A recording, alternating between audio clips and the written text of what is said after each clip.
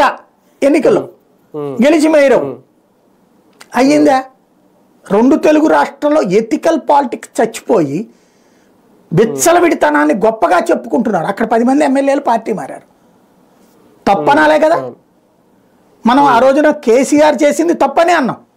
ఇదేం కర్మ, నీకు అంత సీట్లు ఇచ్చిన తర్వాత మొదటి దశలో ఇప్పుడంటే ఏదో అత్యవసర మార్కులు ఇచ్చారు కాబట్టి ఆ టైంలో చంద్రబాబు ఏదో లాక్కోవాలనుకున్నారు కాబట్టి నువ్వు తీసుకున్నావు అంటే ఒక అర్థం ఉంది. రెండోసారి నీకు దాదాపుగా 70-80 సీట్లు ఇచ్చాక మళ్ళీ టీడీపీ వాళ్ళని, మళ్ళీ వైసీపీ వాళ్ళని, అదే వైసీపీ లేదనుకోండి రెండోసారి, బీజేపీ అదే బీజేపీ కూడా లేదు అక్కడ, కాంగ్రెస్ వాళ్ళని, కమ్యూనిస్టుల్ని, చివరికి సిపిఐ సిపిఎం వాళ్ళని కూడా లాక్కునే కర్మ. ఎందుకు ఇది అన్నాం కదా, అది తప్పు కదా. అది ప్రజల చేత, ప్రజలు అంత కీ టైంలో కూడా నిన్ను ఎన్నుకున్నారంటే అర్థం ఏంటి? ఈవెన్ తెలుగుదేశం పార్టీ నుంచి 4 వెళ్ళినప్పుడు కూడా తప్పే అన్నాం మనం ఇక్కడ. ఎందుకు? ప్రజలు నిన్ను ఎన్నుకుంది ఇంత క్లిష్ట సమయంలో, నిన్ను ఆ పార్టీ తరపున ఎన్నుకున్నారు. ఎట్టెళ్ళిపోతావు నువ్వు? ఎథిక్స్ ఏంటి ఇంకా నీకు?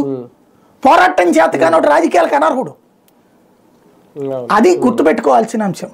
అంటే ఒకట్లేండి, దాడులు చేసి ఇవన్నీ చేస్తే అక్కడే నైతికత అనేది లేదు, ఇంక ఎథిక్స్ గురించి మాట్లాడుకోవడం వేస్ట్.